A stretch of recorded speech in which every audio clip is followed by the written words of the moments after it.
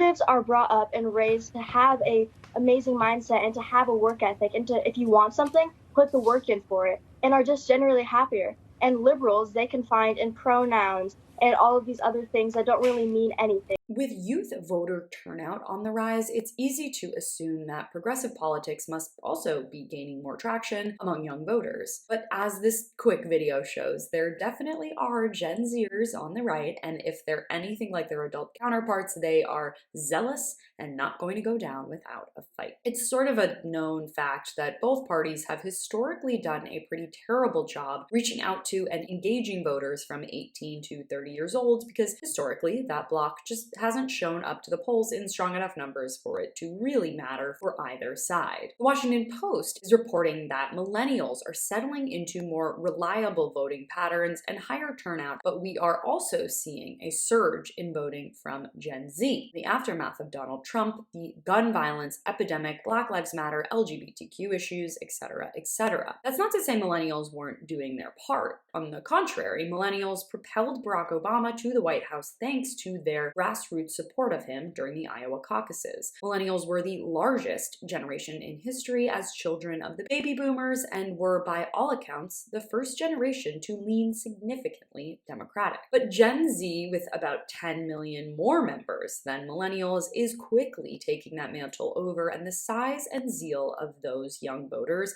can no longer be ignored. As one Politico headline put it last fall, the Gen Z midterm boost for Democrats might be real. And it might stay if the Democratic strategists take it seriously this time around. But that progressive passion isn't stopping some conservative kids from waving their MAGA hats high. So what's your plans? You're the youngest one right now in Connecticut. Where do you see yourself in 10 years from now? Well, I got inspired by a man you know quite well. His name's Donald Trump. And my goal someday is to get higher up in politics.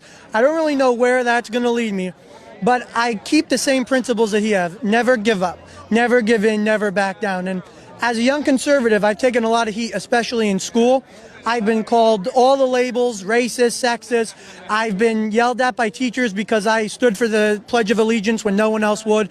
So I've kind of learned that, especially in Connecticut, which is a quite liberal state, you got to stand for what you believe in. So this kid obviously has some guts to be this open and proud of his Donald Trump support. The accusations of racism and sexism are incredibly alarming, but of course that won't stop the right from cheering him on, and I think he has a very bright future as a correspondent for Newsmax ahead of him. The right clearly sees that for the first time in many of our lifetimes, the power of young people at the polls is being felt by both parties. And since it's clear youth turnout heavily favors the left, I guess the right has to respond, right? Even though there clearly aren't a lot of options for them, as their policies go against pretty much everything Gen Z voters care about. It's a valiant effort, though, I guess, to stick these young voters on far-right networks, but seeing as their viewership largely consists of people in their 60s and way older, I'm pretty confident in saying that it's not likely to move the needle in 2024. For more of my coverage on The Breakdown, stay right here. You can watch my latest video on the looming debt ceiling and the moment Trump realized he's a massive hypocrite by clicking on the link in the description box below. Thank you so much for watching. You can follow me on all platforms at CaroJohnson917.